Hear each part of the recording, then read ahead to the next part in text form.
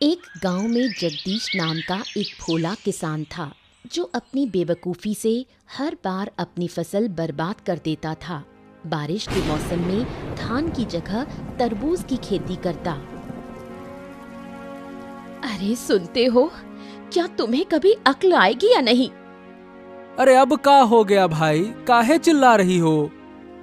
चिल्लाऊं नहीं तो क्या करूं? इस बारिश में जब सब लोग धान की खेती करते हैं, तुम तरबूज की खेती कर रहे हो। देखो, हमने सोच समझकर ही तरबूज बोया है। सोच समझकर बोया है? सुनो तो जरा, क्या सोचा था तुमने? हाँ, अब सुनो। बात ये है कि सब लोग जब धान की खेती कर रहे हैं तो ऐसे में तरबूज कम मिलेगा। तो हमने क्या सोचा कि अगर हम तरबूज लगाएंगे तो बढ़िया मुनाफा हो जाएगा। हाँ। तुम्हारा दिमाग खराब है क्या? बारिश में कभी तरबूज होता है? क्या बात कर रही हो? बारिश में तरबूज नहीं होता है क्या? अब मैं क्या कहूँ, तुम तो सब जानकर ही खेती करते हो ना। अरे ऐसे काहे कह रही हो? पहले बता दिया होता तो हम तरबूज लगाए नहीं करते। तुम्हें पहले मैं कैसे बताऊं? क्या तुम मुझसे सलाह लेते हो कभी? हाँ, अब रहने दो, ज्यादा डांटो नहीं। आगे से ऐसा हम नहीं करेंगे। जाओ यहाँ से, मेरी नजरों से दूर हो जाओ। जगदीश की एक बेटी थी, नाम था दिव्या। दिव्या बहुत ही समझदार लड़की थी। वो गांव भर में घूम घूम कर लोगों की मदद करती थी। सुबह जब वो बुढ़िया के घर के सामने से गुजर रही थी तो देखा कि वो बुढ़िया रो रही है। अरे बूढ़ी माँ, आप रो क्यों रही हैं? क्या हुआ? मत पूछ बेटी, मेरे रसोई घर की छत गिर गई है। अब मैं क्या करूंगी? छत गिर गई? किसी से मदद मांगिए ना। कई लोगों से मांगी, पर कोई मदद करने को तैयार नहीं। क्या क्या मदद करने से कोई नुकसान हो जाता? रुको, मैं देखती हूँ क्या किया जा सकता है। बूढ़ी माँ, अब आप दूसरे सिरे को पकड़ो, मैं ऊपर उठाती हूँ। छत ऊपर चढ़ा देंगे। दोनों के प्रयास से छत वापस जगह पर लग जाती है। बुढ़िया बहुत खुश हो जाती है। वाह, तेरी अक्ल तो कमाल की है। तेरी वजह से मेरा रसोई घर ठीक हो गया। मैं हूँ ना माँ, जब भी जरूरत हो बस मुझे बुला लेना। खुश रहो बेटी, सदा सुखी रहो। हाँ माँ, आप लोगों की दुआओं की वजह से ही मैं अच्छी हूँ। अब चलती हूँ, माँ चिंता कर रही होगी। ठीक है बेटी, ध्यान से जाना। हर दिन ऐसे कामों के लिए दिव्या को माँ की डांट सुननी पड़ती है। आज भी कुछ अलग नहीं हुआ। ठहर जा, वहीं खड़ी रह। बता, कहाँ गई थी तू पूरे दिन? माँ, मैं थोड़ी देर गांव में घूमने गई थी। तुम जानती हो, मैं घर पर ज्यादा नहीं रहती। यही तो पूछ रही हूँ कि तू घर में क्यों नहीं रहती? क्या तुझे घर का कोई काम नहीं? घर का काम करने के लिए तो आप हो ही। मैं तो गांव वालों के काम में मदद करती हूँ। गांव वालों के काम करके तुझे क्या मिलता है? माँ, मुझे उनका प्यार और आशीर्वाद मिलता है। लोगों की मदद करने से बहुत सुकून मिलता है। बस कर, छोटी सी उम्र में इतनी बड़ी बड़ी बातें। अभी 15 साल की है और बात करती है जैसे 80 की बुढ़िया हो। रहने दो माँ, आज मत डांटो ना। तेरे बाप बेटी को लेकर मैं बहुत परेशान हूँ। एक है बहुत बेवकूफ, दूसरा बहुत चालाक। जरूर पापा ने फिर कोई बेवकूफी की है, उसी का गुस्सा मुझ पर निकाल रही हो। क्या करूं मैं? तू खुद देख घर की हालत। गांव के इतने लोगों की समस्या हल कर दी, अब तक पापा को ठीक नहीं कर पाई। क्या कहूं, मेरी तो किस्मत ही फूटी है, तभी तो तेरे बाप के घर आई। अच्छा, अब मुझे खाना दो, बहुत भूख लगी है। दिव्या कभी अपनी माँ की बातों को गंभीरता से नहीं लेती। उसे गांव के अच्छे कामों में ही सुकून मिलता है।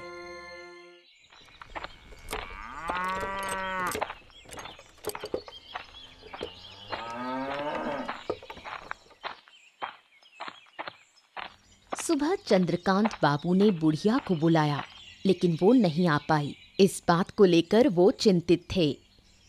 क्या हुआ बुढ़िया? मैंने तो तुझे सुबह बुलाया था ना, तू अब आ रही है? क्या मेरी बात की कोई कदर नहीं है क्या?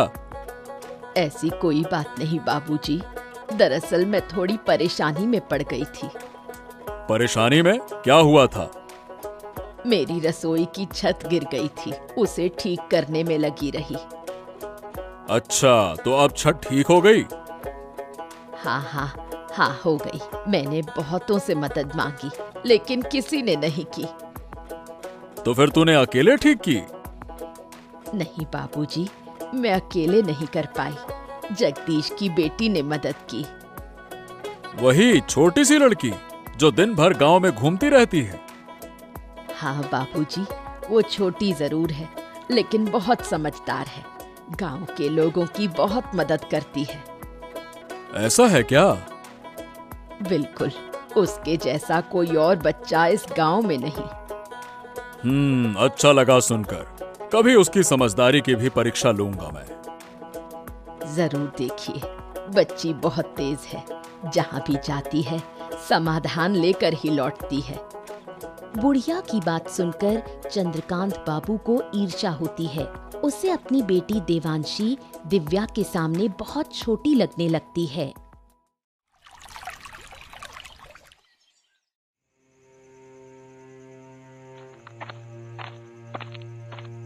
सुनो बेटी, तू जगदीश की उस छोटी लड़की को जानती है? किसकी बात कर रहे हो? उस दिव्या की? हाँ, उसी लड़की की बात कर रहा हूँ। जानती है ना तू? हाँ, नाम और चेहरे से जानती हूँ, लेकिन कभी आमने सामने बात नहीं हुई। अरे बेटा, लोग कह रहे हैं कि वो बहुत ही समझदार है। पूरे गांव की समस्या वही लड़की हल करती फिरती है। क्या कह रहे हो पिताजी? ये कैसे हो सकता है? उसकी उम्र ही कितनी है? ऐसा है क्या? अब मुझे भी तो बड़ा अजीब ही लग रहा है, लेकिन जो कुछ लोगों से सुना है, अब देखो वो झूठ नहीं लगता। लोग उस लड़की की तारीफ कर रहे हैं। तारीफ कर रहे हैं कि क्या बात कर रही हो? ऐसा लग रहा है जैसे उसके गुणों का बखान कर रहे हैं। मैं भी देखना चाहती हूँ कि वो कितनी होशियार है। अब गरीब घर में जन्मी है, उसमें भला इतनी अकल आ कहां से गई? अगर वो मुझसे ज्यादा समझदार निकली तो उसे इस गांव में नहीं रहने दूंगी। इस गांव की सबसे समझदार लड़की सिर्फ मैं ही रहूंगी। ठीक है बेटी, अब देखो तुम गुस्सा मत करो। मैं देखता हूँ क्या किया जा सकता है। चंद्रकांत बाबू सोच में पड़ जाते हैं, कैसे दिव्या को इस गांव से बाहर निकाला जाए। 2 दिन बाद की बात है। देवांशी गांव में घूमते हुए तालाब के किनारे दिव्या को खड़ा देखती है। उसके मन में एक शैतानी योजना आती है। अरे, तुम दिव्या हो ना, जगदीश काका की बेटी? हाँ, मेरे पापा का नाम जगदीश है। तुम कौन हो? ओहो, तुम मुझे पहचानती नहीं? मैं चंद्रकांत बाबू की बेटी हूँ। ओह, तुम चंद्रकांत बाबू की बेटी हो। तुम्हारे बारे में बहुत सुना है, लेकिन कभी देखा नहीं। देखोगी कैसे? मैं तो ज्यादा बाहर निकलती ही नहीं। तुम्हारे बारे में भी बहुत सुना है। तुमसे मिलकर बहुत अच्छा लगा। सुना है तुम बहुत समझदार हो। चलो बैठकर थोड़ी बात करते हैं। देवांशी दिव्या को तालाब के किनारे बैठने के लिए कहती है, फिर उसे धक्का देकर पानी में गिरा देती है और खुद नकली कोशिश करती है उसे बचाने की। उसके चेहरे पर शैतानी मुस्कान होती है। कोई है? मुझे बचाओ, मैं डूब रही हूँ। अरे, तुम गिर गई? कैसे? मुझे तो तैरना नहीं आता। दिव्या हाथ पांव मारती है और एक पेड़ की डाली पकड़कर खुद को बाहर निकालती है। तुम ठीक तो हो ना? हाँ, मैं ठीक हूँ। अब मैं घर जा रही हूँ। इस घटना के कुछ दिन बाद जगदीश और चंद्रकांत बाबू के बीच विवाद हो जाता है।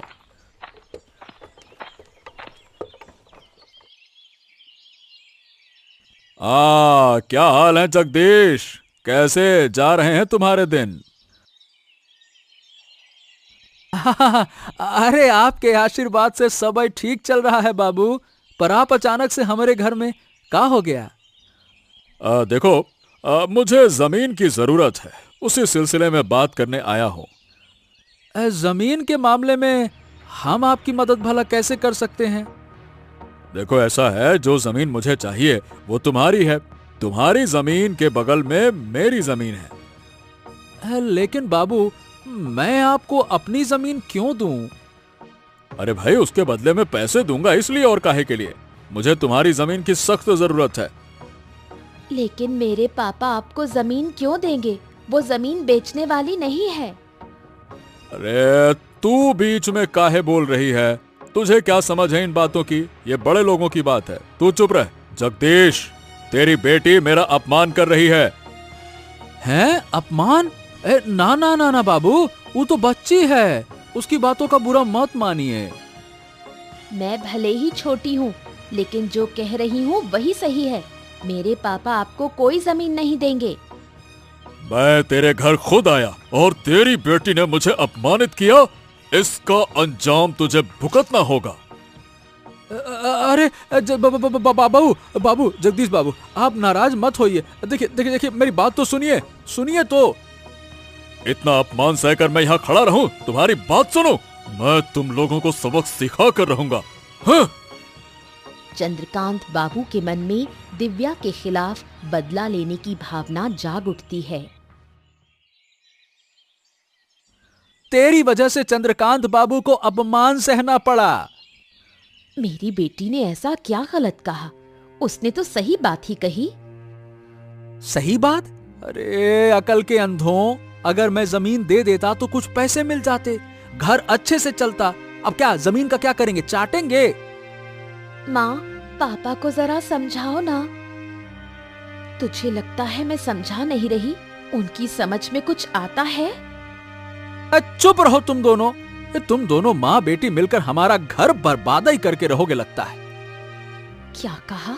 मैं अपना घर खुद बर्बाद कर रही हूँ? और नहीं तो क्या, ऐसे अपशगुनी लड़की को घर में रखना चाहिए क्या? नहीं रखेंगे तो क्या करेंगे? घर से निकाल देंगे? अगर बेटी घर का भला नहीं चाहती है ना, तो उसे निकाल देना ही ठीक है। अगर मेरे होने से इतनी परेशानी है तो मैं ही घर छोड़कर जा रही हूँ।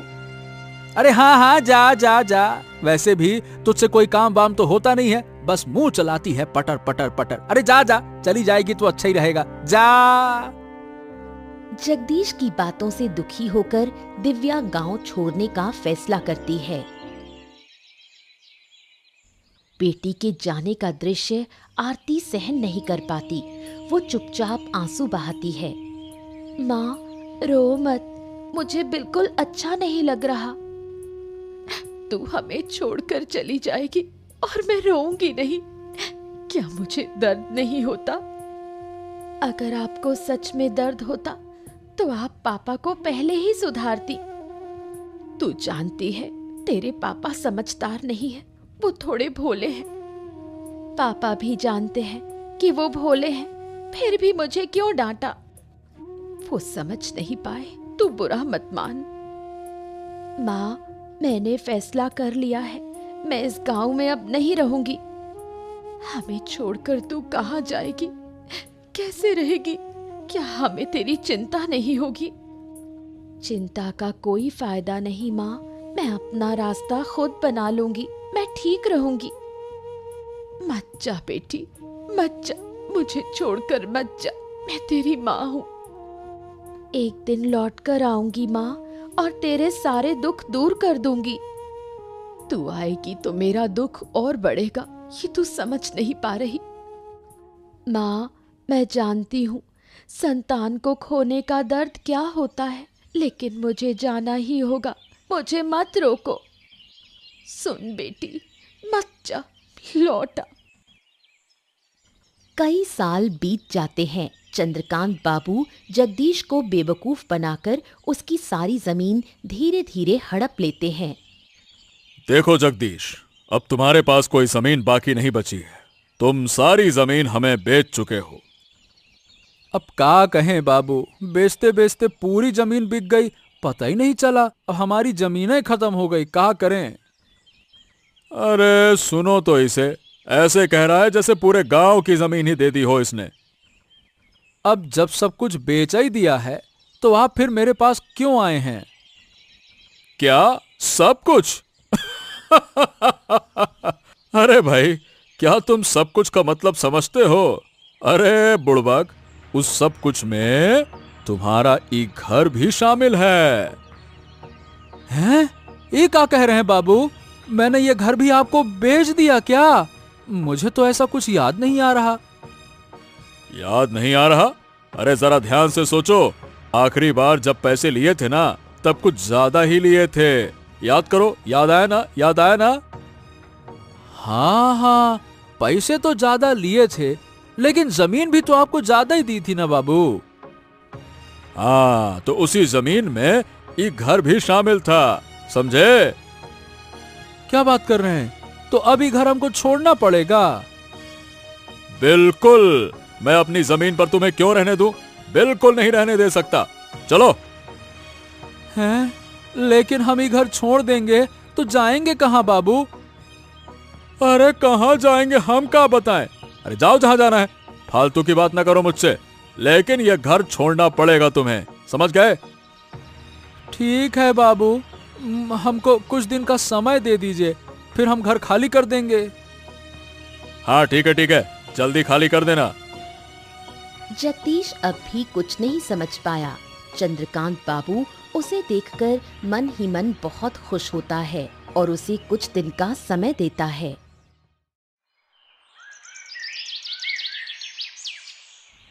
जगदीश गहरी सोच में पड़ जाता है।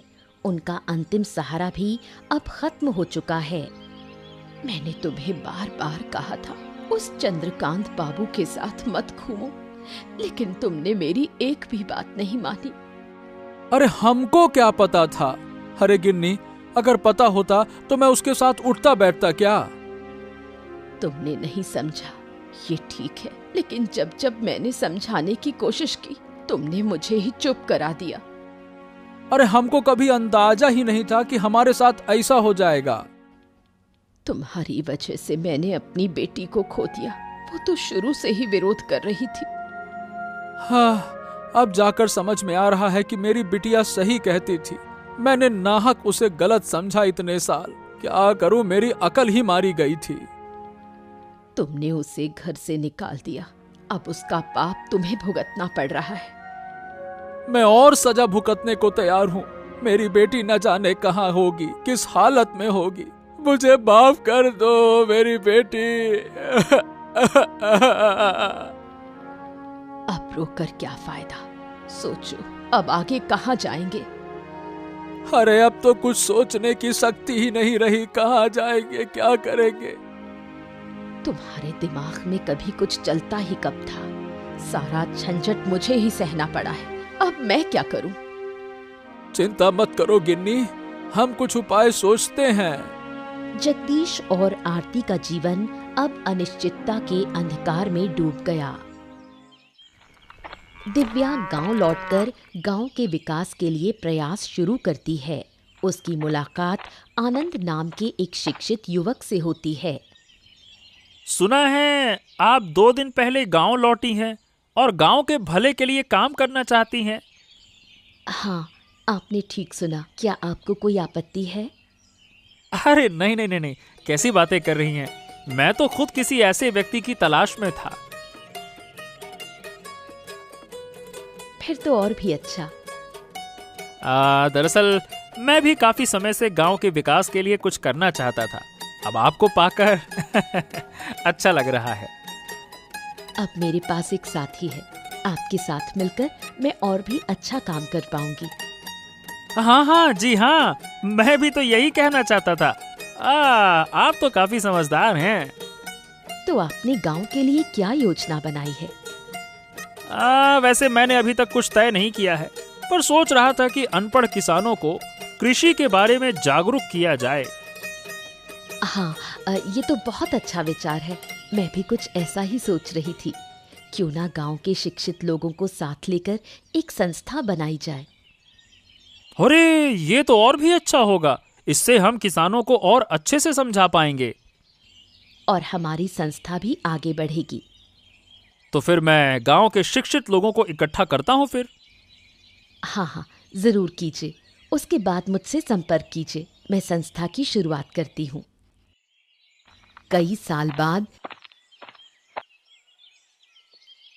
जब चंद्रकांत बाबू को दिव्या की वापसी की खबर मिलती है, वो बदले की आग में जल उठता है। अजय, गांव पर ठीक से नजर रख रहा है ना? हाँ बाबू, सब ठीक से देख रहा हूँ। फिर भी तू मुझे ये नहीं बता पाया कि जगदीश की बेटी गांव में संस्था बना रही है। खबर तो मेरे पास भी थी बाबू। सोचा था कि आज ही आपको बताऊंगा। अरे नालायक, इतनी देर कर दी, तब तक तो गांव वाले शिक्षित हो जाएंगे। अरे बाबू, ऐसा थोड़ी ना होगा। क्यों नहीं होगा? अरे वो लड़की बहुत चालाक है, बचपन से चालाक है, मैं जानता हूं उसे। अगर उसने किसानों को समझा दिया तो हमारा धंधा चौपट हो जाएगा। अच्छा, तो अब हमें क्या करना चाहिए? उस लड़की को सबक सिखाना होगा। लेकिन कैसे? अरे इसीलिए तो तुझे बुलाया है। अब सोच और कोई ठोस योजना बना। कैसे कैसे कर रहा है। चलिए तो एक काम करते हैं, उसके संस्था को तहस नहस कर देते हैं। हाँ ये ठीक है, लेकिन पहले उसके बाप से मिलना होगा। देखना होगा कि वो कुछ करता है या फिर नहीं।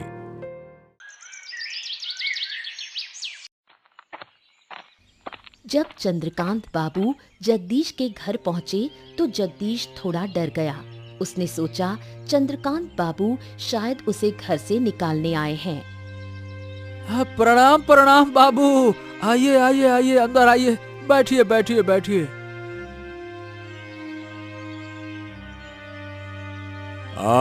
आज तुम्हारे घर में बैठने के लिए नहीं आया हूं। देखिए, मैंने आपसे कुछ दिन की मोहलत मांगी थी बाबू। हाँ, मैं उस बारे में पता करने भी नहीं आया हूँ। मैं तुम्हारी बेटी के बारे में बात करने आया हूँ। हैं? मेरी बेटी के बारे में? क्यों? मेरी बेटी ने फिर से क्या कर दिया? सुना है कि तुम्हारी बेटी गांव में वापस आ गई है। हाँ, मेरी बेटी वापस तो आ गई है बाबू। सुना है वो गांव के किसानों के लिए अच्छे काम कर रही है। अब देखिए बाबू, इस बारे में हमको कुछ ना पता। मैं यही बताने आया था कि अपनी बेटी को काबू में रखो, नहीं तो अच्छा नहीं होगा। हाँ बाबू, सही बताएं तो वो क्या कर रही है, हमको इस बात का कोई अंदाजा नहीं है। अंदाजा नहीं है तो क्या हो गया? बेटी को काबू में रखने के लिए अंदाजा जरूरी नहीं होता है। तुम कहो और वो मान जाएगी, बस। क्या कहें बाबू, मेरी बेटी ने तो पहले कभी मेरी बात मानी नहीं, तो अब कैसे मानेगी? वो समस्या मेरी नहीं है। तुम उसके बाप हो और वो तुम्हारी बात मानेगी। मुझे बस तुम्हें सूचना देनी थी, मैंने दे दी। लेकिन बाबू, अगर वो गांव के भले के लिए काम कर रही है तो इसमें समस्या क्या है? हमको ये समझ में नहीं आ रहा। अरे क्या कहें, वो जानने से तुम्हें कोई फायदा नहीं है। अगर सीधी बात है कि उसे नहीं रोका तो वो अपनी जान से हाथ धो बैठेगी। बस कह दिया मैंने। अपनी बेटी की बात सुनकर जगदीश अब मन ही मन ठान लेता है कि वो अपनी बेटी को किसी हाल में नुकसान नहीं होने देगा। गांव भर में जगदीश की बेटी की तारीफ सुनकर जगदीश और आरती गर्व महसूस करते हैं। देखा, मैंने कहा था ना कि हमारी बेटी एक दिन अच्छा काम करेगी। गांव के लोग उसे सम्मान देंगे। हाँ, अब तो मैं भी देख रहा हूँ, लेकिन पहले मुझे यकीन नहीं था। तुम्हारे अविश्वास की वजह से ही वो हमें छोड़कर चली गई थी। तुम्हारी बेटी इतनी समझदार है कि हमें छोड़कर भी सफल होकर लौट आई है। मुझे अपनी बेटी पर कितना गर्व हो रहा है, ये मैं बता नहीं सकती। मुझे भी कम गर्व नहीं है अपनी बिटिया पर। अरे गांव में निकलते ही सब लोग कहते हैं, वो देखो दिव्या के पापा जा रहे हैं। तो फिर मानते हो कि मेरी बेटी अच्छा काम कर रही है? हाँ, कर तो रही है, लेकिन अब लोग उसे रोकने के लिए उठ खड़े हुए हैं। वो लोग उससे जलते हैं, लेकिन मैं अपनी बेटी को कोई नुकसान नहीं होने दूंगी।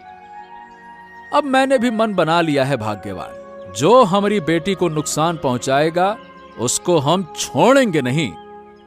देखो, चंद्रकांत बाबू का साथ मत देना। मेरी बेटी शुरू से ही सही थी। मैं समझ नहीं पाया ना गिन्नी, यही तो मेरी गलती थी। अब क्या कहें। अब इन बातों को छोड़ो, अब हमें अपनी बेटी को बचाना है। चलो कोई बात नहीं, तुम चिंता न करो, मैं उसे हर हाल में बचाऊंगा। आखिर हमारी बेटी है वो।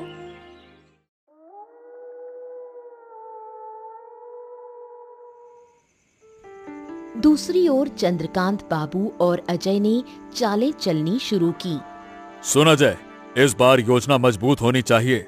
वो लड़की बहुत चालाक है। सिर्फ चालाक नहीं, वो बहुत होशियार भी है। हम कुछ भी करें वो अपनी समझ से बच निकलती है। इसलिए तो कह रहा हूं, इस बार सख्त तैयारी होगी। तो फिर बताइए बाबू, क्या किया जाए अब? पहले कुछ लोगों को इकट्ठा करो, फिर उसके संस्था को तोड़ डालो। तो चलिए बाबू, कल ही हमला करते हैं।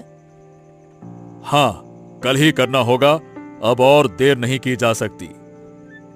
अगर गांव वाले बीच में आ गए तो उन्हें गांव से निकालने की धमकी देंगे। कोई और बीच में फिर नहीं आएगा। लेकिन उस लड़की के साथ हमारे गांव का आनंद भी है, उससे थोड़ा डर लगता है। लोग उसे बहुत मानते हैं। अगर आनंद बीच में आया ना, तो उसे भी खत्म कर देंगे। ठीक है बाबू, ये हुई ना बात। किसी भी हालत में ये काम रुकना नहीं चाहिए, नहीं तो मैं किसानों की जमीन हथिया नहीं पाऊंगा। सुबह होते ही चंद्रकांत बाबू, अजय और उनके लोग सभा घर पहुंचते हैं, हाथों में डंडे और हथियार। ये क्या बाबू, आप लोग यहाँ हथियार लेकर क्यों आए हैं? क्या मकसद है आपका? जो काम तुम लोग कर रहे हो वो गांव के भले के लिए नहीं है। इसे अभी के अभी बंद करो। ये काम गांव के भले के लिए नहीं है, ये आपसे किसने कहा? या फिर ये काम आपके धंधे के लिए खतरा बन गया है? रोज जबान लड़ाती है। अजय, देख क्या रहा है? इस सभा घर को तोड़ डाल, चल। अगर हिम्मत है तो आइए, हम तुम्हारे हाथ तोड़ डालेंगे। अब दिव्या के सामने ढाल बनकर खड़े हो जाते हैं जगदीश। चंद्रकांत बाबू गुस्से में भड़क उठते हैं। खबरदार बाबू, अब तक आपने हमारे परिवार को बहुत नुकसान पहुंचा दिया। अगर आज हमारी बेटी को कुछ हुआ ना, तो आपको हम लटा के ऐसा मारेंगे, क्या कहें फिर। छोड़ दो अब उसको, बहुत हो गया। ए जगदीश, तो भूल रहा है कि तेरा घर अब भी मेरी मुट्ठी में है। ए बाबू, घर वर की कोई जरूरत नहीं है, फालतू की धमकी देना नहीं। और हमारी बेटी को कुछ होना नहीं चाहिए। हाँ। तूने अच्छा नहीं किया। अपने आदमियों को पकड़ो और चुपचाप निकल जाओ, नहीं तो आपको कुचलने में एक पल नहीं लगाऊंगा।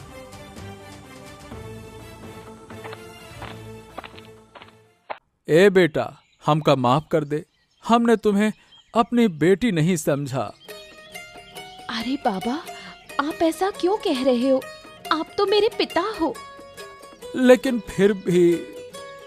आप कोई लेकिन नहीं, अब हम सब मिलकर गांव की भलाई के लिए काम करेंगे। इसके बाद दिव्या की अगुवाई में गांव का विकास शुरू होता है। गांव वाले उसकी बहुत तारीफ करते हैं। एक भोला किसान अपनी बुद्धिमान बेटी पर गर्व करता है।